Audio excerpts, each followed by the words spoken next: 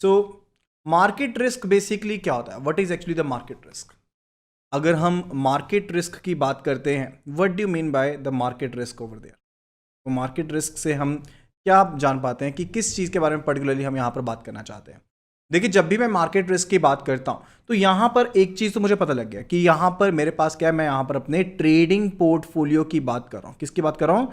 Trading portfolio की बात कर रहा हूँ, जिसमें मैंने यहाँ पर मेरे पास ऐसी सिक्योरिटीज, ऐसी इन्वेस्टमेंट्स हैं जिनकी जो वैल्यूएशन मैं कर रहा हूँ ना, वो एमटीएम बेसिस पर कर रहा हूँ, मार्क टू मार्केट बेसिस पर कर रहा हूँ। किस बेसिस पे कर रहा हूँ? वो मार्क्ड टू मार्केट बेसिस पे कर रहा हूँ। यानी कि जितना जो प्राइस हुआ उसके बेस पर उनकी वैल्यूएशन लगेगी। अगर मैंने आपको पहले भी एक एग्जांपल दी थी, अगर मान लीजिए मैंने कोई शेयर परचेज किया, लेट्स से कि 100 रुपीज़ का वो शेयर है, तो आपके पोर्टफोलियो में उसकी वैल्यू 100 रुपीज़ की है। कल को अगर उसकी वैल्यू 98 रुपीज़ हो गई तो आप उसके हिसाब से अपना लॉस बुक कर लेंगे 2 रुपये का। कल को अगर उसकी वैल्यू 103 रुपये होगी तो आप 3 रुपये यहाँ पर अपना प्रॉफिट जो है वो बुक कर लेंगे यहाँ पर अपनी परचेज वैल्यू के हिसाब से। सो आप यहाँ पर किस हिसाब चलते हैं? मार्क टू मार्केट बेसिस पर आप यहाँ पर चल रहे हैं। अब यहाँ पर अगर एडवर्स मूवमेंट हुई, एडवर्स मूवमेंट का मतलब क्या होता है? अच्छी मूवमेंट तो वो होती है ना, अगर आपका प्राइस बढ़ गया तो वो आपके लिए अच्छी मूवमेंट है। लेकिन एडवर्स मूवमेंट कौन सी है? जिसमें वो प्राइस डिक्लाइन हो गया। ओके, जिसमें वो प्राइस डिक्लाइन हो गया, वो क्या रहेगा? वो बेसिकली यहां पर एडवर्स मूवमेंट रहेगी। तो जो मार्केट रिस्क होता है ना, वो यहां पर है ही एडवर्स, जो मूवमेंट है, एडवर्स डेविएशन है, उसके रिलेटेड है कि मार्केट में जो एडवर्स डेविएशन हो रही है, आप यहां पर उसको यहां पर रिस्क के दायरे में लेकर आते हैं ना, कि that is basically the probability कि आपको लॉस हो सकता है, उसी के बारे में ये चीज है। ओके, अब यहां पर अगर हम मार्केट रिस्क बैंक के केस में बात करें तो हमारे पास ये ट्रेडिंग पोर्टफोलियो में होता है। किस में होता है? ये ट्रेडिंग पोर्टफोलियो में होता है, यानी कि जो ट्रेडिंग बुक है यहां पर बैंक की, जिसमें जो बैंक ने प्रोप्राइटरी अपनी पोजीशन बना रखी है डेब्ट सिक्योरिटीज में, फॉरेन एक्सचेंज में, इक्विटीज में, कमोडिटीज में, जो भी डेरिवेटिव्स हैं, ठीक है, जिनको ट्रेडिंग के लिए हेल्ड किया हुआ है, वो सभी यहां पर किस में आते हैं? वो यहां पर बैंक की ट्रेडिंग बुक में आते हैं। अब ट्रेडिंग बुक के केस में जो भी यहां पर उतार चढ़ाव रहेगा प्राइस में, उसके हिसाब से जो यहां पर फायदा होगा या नुकसान होगा, that is basically related to what? That is basically the market risk in banks over there. अगर हम यहां पर बात करते हैं रिलेटेड टू बैंक के ट्रेडिंग बुक एक्सपोजर के बारे में बात करते हैं, तो उसमें कुछ एक रिस्क होते हैं, यानी कि आप अपनी सिक्योरिटी को कई बार क्या होता है, मार्केट में नहीं बेच पाते हैं। एक रिस्क तो वो होता है जो लिक्विडिटी से रिलेटेड, जो किससे रिलेटेड है? लिक्विडिटी से रिलेटेड। तो यानी कि अगर मैं रिस्क के बारे में बात करता हूं, एक तो मेरे पास हो गया मार्केट रिस्क, हो गया प्राइस रिस्क, हो गया यानी कि जो प्राइजेस ऊपर नीचे ज्यादा हो रहे हैं, एडवर्स मूवमेंट हो रही है, एक तो उसके रिलेटेड हो गया। दूसरी चीज होगी कि मेरे पास जो सिक्योरिटीज हैं, जो इक्विटीज हैं, मैं उनको यहां पर सेल आउट नहीं कर पा रहा, ठीक है, यानी कि लिक्विडिटी से रिलेटेड हो गया। So that is basically what? That is a liquidity risk over there. वो कौन सा रिस्क है? That is a liquidity risk. जहां पर मेरे पास जो प्राइस था, यहां पर मान लीजिए मैंने कोई शेयर परचेज किया, 100 रुपीज का शेयर परचेज किया, उसकी एडवर्स मूवमेंट भी नहीं हुई, उसकी जो मूवमेंट थी डेट वाज लेट्स से वो 120 रुपीज का हो गया, ठीक है। लेकिन मार्केट में जब मैं बेचने जा रहा हूं तो मार्केट में जनरल यहां पर क्या है? यहां पर जनरल स्लो डाउन है मार्केट में मैं बेच नहीं पा रहा हूं, उस अपनी ट्रांजेक्शन को कंक्लूड ही नहीं कर पा रहा हूं। तो वो कौन सा बेसिकली यहां पर मेरे पास कौन सा रिस्क है? वो लिक्विडिटी रिस्क है। वो लिक्विडिटी रिस्क है क्योंकि आप लिक्विडेट नहीं कर पा रहे, you are unable to liquidate over there. अगर सेशन पसंद आ रहा है तो सेशन को साथ के साथ लाइक करते रहिए एंड वीडियो को शेयर कर दीजिए अपने फ्रेंड्स के साथ, कलीग्स के साथ। तो यहां पर उसे कहते हैं लिक्विडिटी रिस्क कहते हैं। ओके, एंड उसके अलावा कौन सा रिस्क हो सकता है? Third one, it is related to what? It is related to the credit and counter party risk. कौन सा? क्रेडिट रिस्क हो सकता है, यानी कि जो लेन देन आपका है, जो लेन देन आपका है वो भी तो रिस्क हो सकता है ना। तो उसे हम कहते हैं credit and counter party risk की कैटेगरी जो है उसमें उसे शामिल कर लेते हैं। अब लिक्विडिटी रिस्क फर्दर दो तरह का रहता है। एक मेरे पास रहता है एसेट लिक्विडिटी रिस्क, यानी कि जहां पर मैं किसी पर्टिकुलर एसेट को लिक्विडेट नहीं कर पा रहा हूं, वो मेरे पास एसेट लिक्विडिटी रिस्क है। एंड इन जनरल अगर मार्केट में स्लो डाउन है, यानी कि कोई भी सिक्योरिटी मैं खरीद बेच नहीं पा रहा हूं, तो वो बेसिकली कौन सा रिस्क है? That is basically market liquidity risk. उसको क्या कहते हैं? That is said to be the market liquidity risk in that particular scenario. Okay, ये चीज क्लियर हो गई यहाँ पे। तो that is basically related to यही यहाँ पर रिस्क की जो टाइप्स है वो यहाँ पर रहते हैं इस पर्टिकुलर केस में। अब मार्केट रिस्क जो है वो तो रिस्क एडवर्स मूवमेंट है कि आपके जो प्राइसेस हैं वो मार्क टू मार्केट प्राइसेस पर है, अब उसमें एडवर्स मूवमेंट चल रही है, तो that is a market risk over there, that is a market risk over there. Trading liquidity risk क्या होता है? जहां पर आप ट्रेड नहीं कर पा रहे, फ्रीली ट्रांजैक्ट नहीं कर पा रहे, एक मार्केट में आप रीजनेबल प्राइस, जितना प्राइस आपको मिलना चाहिए था उस प्राइस के ऊपर मैं उस अपनी चीज को, अपनी सिक्योरिटी को बेच नहीं पा रहा हूं, वो मेरे पास क्या है? वो मेरे पास ट्रेडिंग लिक्विडिटी रिस्क बन जाता है। अब यहां पर हो सकता है कि एकदम से ऊपर नीचे हो गए वो प्राइसेस, रातों रात अगर बिटकॉइन का प्राइस जो है वो 60 लाख पर पहुंच जाएगा, आप बेचने की कोशिश करेंगे तो हो सकता है कि वो ना बिके। सेम चीज बेसिकली वो ट्रेडिंग लिक्विडिटी रिस्क है, आप निकालना चाहते थे लेकिन एकदम से एडवर्स मूवमेंट होगी जिसकी वजह से आप नहीं कर पा रहे हो, या फिर कई बार आप जो एडुकेट आपके फेयर मार्केट प्राइसेस होते हैं ना उसके ऊपर भी आप ट्रांजैक्शन को कंक्लूड नहीं कर पाते हो, that is a trading liquidity risk over there. Liquidation of position due to large price change, as I just told you, बहुत ज्यादा प्राइस चेंज हो गया, एकदम से बहुत ज्यादा प्राइस चेंज हो गया, उसकी वजह से भी हो सकता है। देखिए फॉल डाउन की वजह से तो होता ही होता है। मान लीजिए एक शेयर का प्राइस, जैसे पेटीएम लगा लो, पेटीएम 2100 का यहां पर मार्केट में निकला, धीरे धीरे करता करता 600 के अराउंड का आ गया, तो क्या हो सकता है ना, किसी टाइम पर यह भी तो चीज हो सकती है कि सामने बायर प्रेजेंट ना हो, यानी कि आप 1000 शेयर्स पेटीएम के बेचना चाहते हो लेकिन सामने कोई खरीदार शामिल ही नहीं है, वहां पर प्रेजेंट ही नहीं है, that is also the trading liquidity risk, वो भी ट्रेडिंग लिक्विडिटी रिस्क है। ओके, तो इसके हमने दो टाइप्स पढ़ी, एक पढ़ा हमने एसेट लिक्विडिटी रिस्क, जहां पर किसी एक पर्टिकुलर सिक्योरिटी को आप यहां पर खरीद बेच नहीं पा रहे हैं, दूसरा है मार्केट लिक्विडिटी रिस्क, जहां पर इन जनरल मैं बात कर रहा हूं कि लिक्विडिटी क्रंच है एंड आप वहां पर खरीद बेच नहीं पा रहे हो, जहां पर आप खरीद बेच नहीं पा रहे हो। ओके, तो ये चीज वहां पर शामिल रहती है।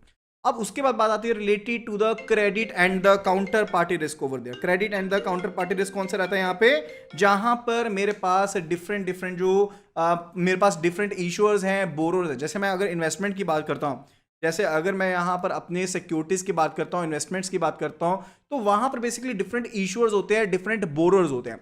जैसे अगर बैंक की बात करें, बैंक ने लेंडिंग कर रखी है या फिर बैंक ने इन्वेस्टमेंट कर रखी है किसी जगह पर, अब आपने किसी जगह पर इन्वेस्टमेंट कर दी लेकिन बाद में वो काउंटर पार्टी आपका पैसा वापस ही ना कर पाए, वो भी कौन सा रिस्क हो? वो भी तो आपका क्रेडिट रिस्क के टाइप में आएगा ना। जैसे मान लीजिए आपने ट्रेडिंग डेप्ट दिया, ट्रेडिंग डेप्ट का मतलब है कि बिजनेस करने के दौरान आपने अपने जो भी परचेजर्स थे उनको कुछ एक पैसा उधार पर दे दिया, अगर वो पैसा वापस नहीं कर पाएंगे वो क्रेडिट रिस्क हो गया। अब मान लीजिए कि आपके पास एक लोन चल रहा था, अब काउंटर पार्टी की रिस्क की आपको एग्जांपल दे रहा हूं, पहले आपको क्रेडिट रिस्क की एग्जांपल दी, that was related to what? That was related to कि अगर यहां पर पर्सन ए ने, बैंक ए ने लोन दिया पर्सन बी को, ये पैसा वापस नहीं करेगा तो ये क्रेडिट रिस्क हो गया। अब यहां पर ए ने लोन दिया बी को, ठीक है, ए ने लोन दिया बी को, एंड फर्दर इन इवेंट कि अगर लोन खराब हो जाता है तो यहां पर बैंक ने क्या किया, अपने लोन को सिक्योर करवा लिया एबीसी कंपनी से, एबीसी कंपनी से सिक्योर करवा लिया, जिसको हम सीडीएस कहते हैं, यानी कि क्रेडिट डिफॉल्ट स्वैप ले लिया, एक डेरिवेटिव ले लिया कि इन केस अगर कोई डिफॉल्ट इवेंट अकर होता है,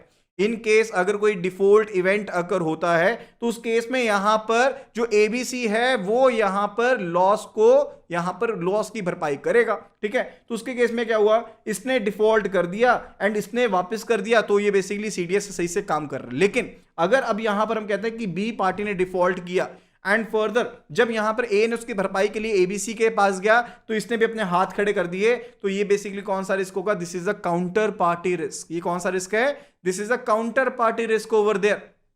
ओके, एंड सिंपल सा एक फंडा रहता है, that is funda is related to what? That is related to the credit rating.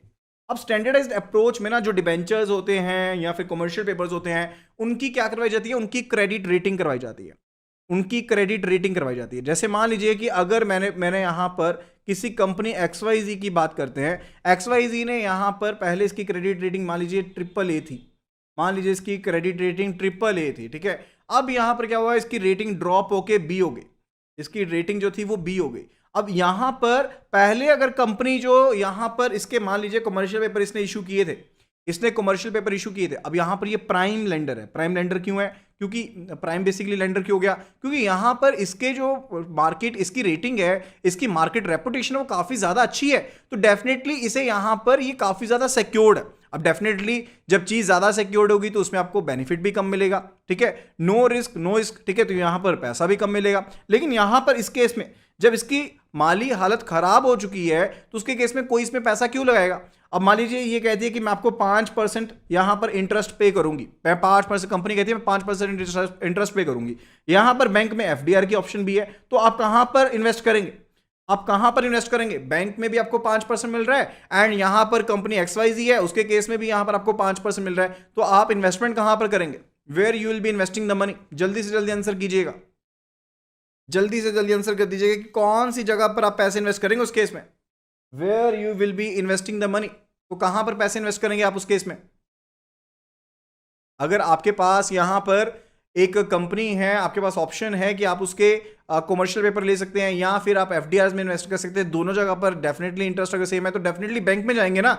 Why you will B basically putting your money on risk?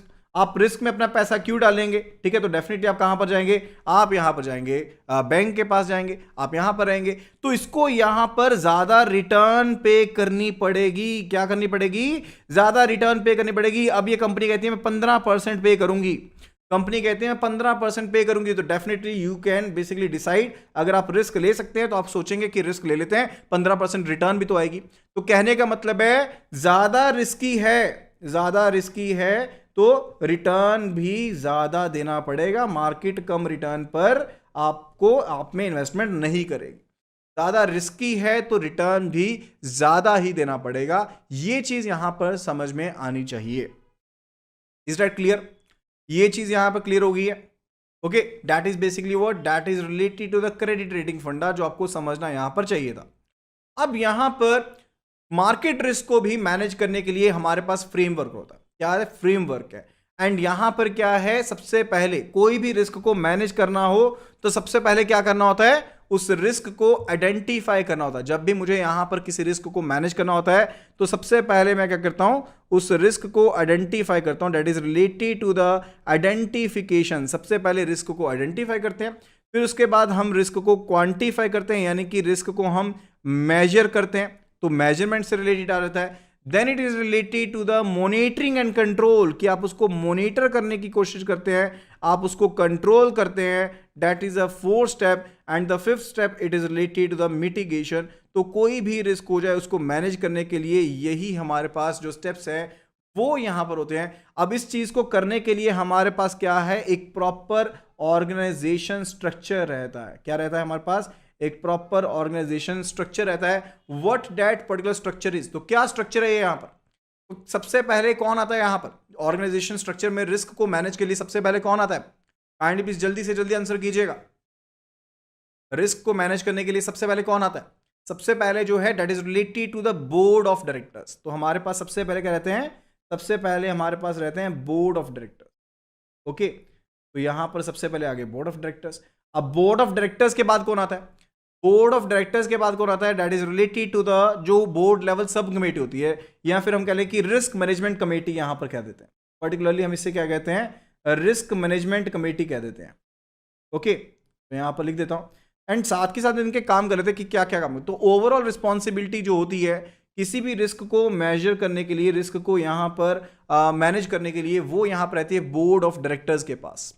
वो responsibility जो है वो बोर्ड ऑफ डायरेक्टर्स के पास रहती है। यानी कि रिस्क मैनेजमेंट से रिलेटेड जो कोई भी पॉलिसीज हैं, प्रोसीजर्स हैं, लिमिट्स हैं, मैकेनिज्म्स हैं, रिपोर्टिंग क्राइटेरियाज हैं, ऑडिटिंग सिस्टम्स हैं, वो सारे के सारे बोर्ड ऑफ डायरेक्टर्स के द्वारा ही सेट किए जाते हैं। वो सारे के सारे बोर्ड ऑफ डायरेक्टर्स के द्वारा ही सेट किए जाते हैं। एंड जो रिस्क मैनेजमेंट कमेटी होती है, जो रिस्क मैनेजमेंट कमेटी ना यहाँ पर सेकंड टियर पर है, that is basically a board level sub committee. यानी कि बोर्ड को हेल्प करने के लिए एक सब कमेटी होती है। जो भी गाइडलाइंस बनाई जाती हैं यहाँ पर रिपोर्टिंग को लेकर के, वो किन के द्वारा बनाई जाती है? वो यहाँ पर रिस्क मैनेजमेंट कमेटी के द्वारा बनाई जाती हैं। कोई भी पोटेंशियल लिमिट्स उनका रिव्यू करना है उनका, या फिर जो भी सिस्टम बनाएंगे, रिस्क मॉडल बनाएंगे, उनकी रॉबस्टनेस को चेक करना है, या फिर किस काम में कितने पर्सन चाहिए, मैनिंग देखना, ठीक है, वो भी यहाँ पर रिस्क मैनेजमेंट कमेटी का काम है। एक तरह से ये समझ लीजिए कि ये बोर्ड ऑफ डायरेक्टर्स को हेल्प आउट करने के लिए ये कमेटी बनाई गई है। थर्ड टियर पर एक बहुत ही इंपॉर्टेंट नेम आता है, दैट इज रिलेटेड टू एल्को। आपको बहुत सी जगह पर ये नेम जो है वो देखने को मिल जाएगा, दैट इज एल्को ओवर देयर। एल्को क्या है? It is the asset liability management committee. It is the asset liability management committee. जो एसेट लायबिलिटी मैनेजमेंट कमेटी है, that is basically responsible for the implementation of risk and business policies. कि risk and business policies दोनों को implement करना है। ये किसका काम है? ये एल्को का काम है। रिस्क एंड बिजनेस जो पॉलिसीज हैं उन दोनों को यहां पर इंप्लीमेंट करना है साइमल्टेनियसली। वो किसका काम है? वो यहां पर एल्को का काम है। इसके अलावा प्रोडक्ट प्राइसिंग करना, उनकी मैच्योरिटी प्रोफाइल को चेक करना, उनकी यहां पर इंटरेस्ट रेट्स को आर्टिकुलेट करना, फंडिंग पॉलिसी देखना, ट्रांसफर प्राइसिंग देखना कि एक डिपार्टमेंट से दूसरे डिपार्टमेंट में अगर कोई प्रोडक्ट दिया जा रहा है तो उसकी प्राइसिंग किस तरह से सेट होगी, बैलेंस शीट मैनेजमेंट, ये सभी काम किसके पास आते हैं? ये सभी काम आते हैं यहां पर एल्को के पास आते हैं। एसेट लायबिलिटी जो मैनेजमेंट कमेटी है उसके पास आते हैं। बहुत ही ज्यादा यहां पर इसका एक कह लीजिए बहुत बड़ा एक स्टेप है। इसके जो वर्क पॉलिसीज हैं, इसकी जो प्रोफाइल है वो बेसिकली काफी ज्यादा इंपॉर्टेंट है, क्रूशियल है। Okay, that is basically related. And उसके बाद एल्को को सपोर्ट करने के लिए होता है एल्को सपोर्ट ग्रुप, ठीक है, या फिर जिसको हम कहते हैं ALM support group, asset liability management support group.